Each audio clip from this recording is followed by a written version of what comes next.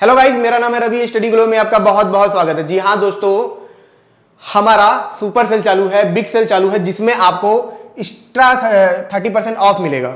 ठीक है, इसमें दोस्तों आपको EMI भी हम सुविधा देते हैं। अगर आपको लाइफ में आगे जाना है तो इसको अवेल करें और आगे बढ़ें। तो मुद्दे पे आते हैं दोस्तों, ये दुनिया खत्म होने वाली है बहुत जल्द। जैसा कि आप देख रहे हैं, क्लाइमेट चेंज की वजह से क्या हो रहा है कि दुनिया में बहुत ज़्यादा प्रॉब्लम आ रही है, फ्लड आ रहे हैं, वायरस आ रहे हैं, बहुत ज़्यादा ग्लेशियर पिघल रहे हैं। उसी के तहत क्या हो रहा है, दुनिया खत्म होने वाली है। पर ये कैसे खत्म होने वाली है, आइए मैं आपको बताता हूं। देखिए, अभी क्या था, कोरोना वायरस जब फैला, इबोला वायरस फैला, तो हमको क्या लगता था कि ये जो वायरस है चमगादड़ से आ रहे हैं, सांप से आ रहे हैं, इन सब से आ रहे हैं, उस पर लगातार रिसर्च होते रहते हैं और वैज्ञानिक लगातार काम करते रहते हैं। कभी कभी ये निष्कर्ष निकलता है कि हाँ, ये जो वायरस पैदा हुआ है चमगादड़ से पैदा हुआ है। कभी कभी निष्कर्ष नहीं निकलता है। कभी कभी साइंटिस्ट इस मुद्दे पे जा ही नहीं पाते हैं कि क्या ये किसी लैब से आया है, क्या ये किसी इंसान ने बनाया है, क्या ये किसी जानवर से निकल के आया है, क्या ये किसी नदी से निकल के आया है।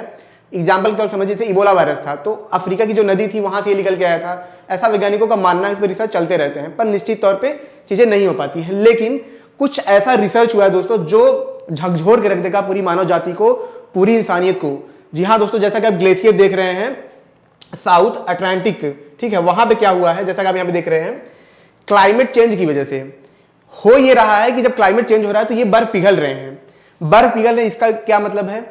देखिए, बर्फ पिघलने का दिक्कत ये है कि वैज्ञानिक पहले ये मानते थे, अभी भी ये मानते हैं कि जो हमारा ग्लेशियर है इसके नीचे क्या है, बहुत बड़ा समुद्र का वो क्या है, एरिया है जहां पे पानी है, वो पूरी तरीके से ढका हुआ है, किसी इन्वायरमेंट के टच में नहीं है, कहीं भी टच में नहीं है। और वैज्ञानिक ये मानते हैं कि इसके नीचे क्या है दोस्तों, ठीक है, इसके नीचे क्या है कि बहुत ज्यादा बैक्टीरिया हैं, छोटे छोटे जीव हैं। ठीक है, अब वो क्या है लोगों को नहीं पता, लेकिन उनका ये मानना है। कुछ दिन पहले मैंने वीडियो बनाया था जिसमें मैंने बताया था ग्लेशियर किस वजह से लाल खून उगल रहा है, मतलब कि कैसे वो लाल हो जा रहा है।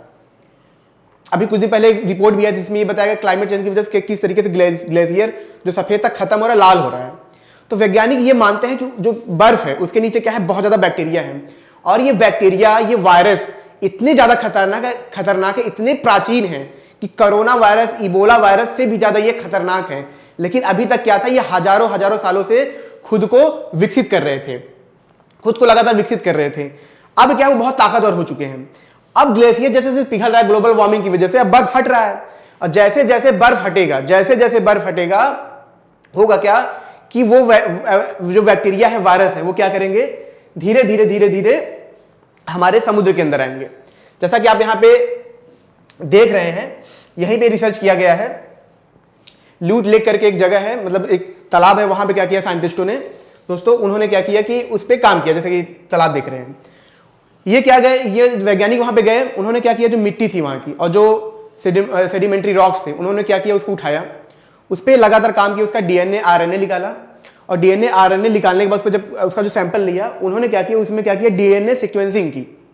ठीक है, उसके तहत उनको जो डेटा मिला उसका एल्गोरिदम लेके उन्होंने सुपर कंप्यूटर में डाला।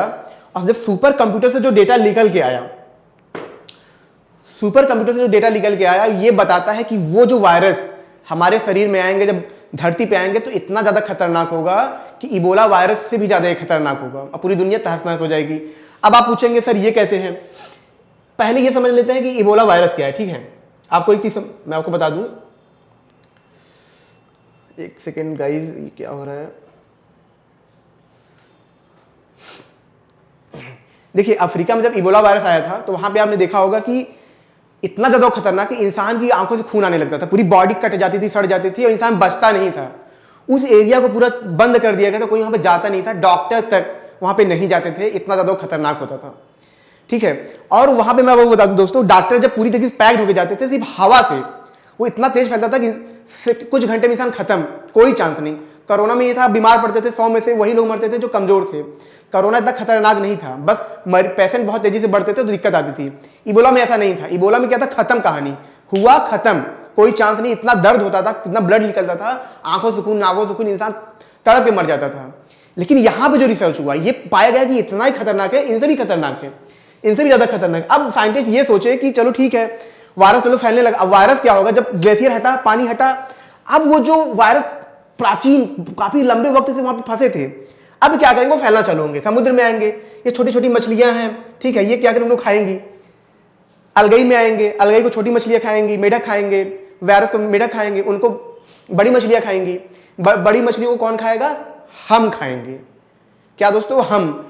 तो वैज्ञानिक ये बता रहे हैं कि जैसे ये होगा, जैसे ग्लेशियर पिघलना चालू होगा, वायरस पूरे समुद्र में फैलेंगे, समुद्र के जीव तो खत्म होंगे ही होंगे, इंसानों में फैलेंगे, इंसान पूरी तरीके से खत्म हो जाएंगे। जब कोरोना वायरस में ये हाल हो गया तो जब उससे कई गुना खतरनाक वायरस आएंगे तो इंसान बच ही नहीं पाएगा। तो वैज्ञानिक ये बता रहे हैं।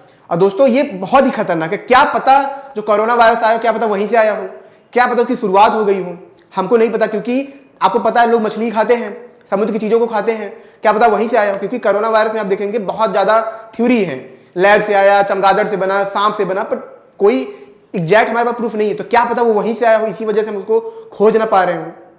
और दोस्तों अगर ये सच है तो सब कुछ खत्म होने वाला है, कोई नहीं बचने वाला।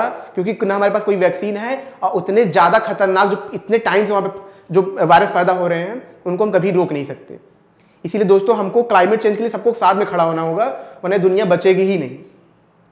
तो दोस्तों ये छोटा सा लेक्चर था। अगर आपको अच्छा लगा हो तो लाइक करें, कमेंट करें, शेयर जरूर करें, ताकि और भी लोगों को इसके बारे में पता चले कि ऐसी भी चीजें दुनिया में हो रही हैं। मिलते हैं नेक्स्ट लेक्चर में। Thank you so much.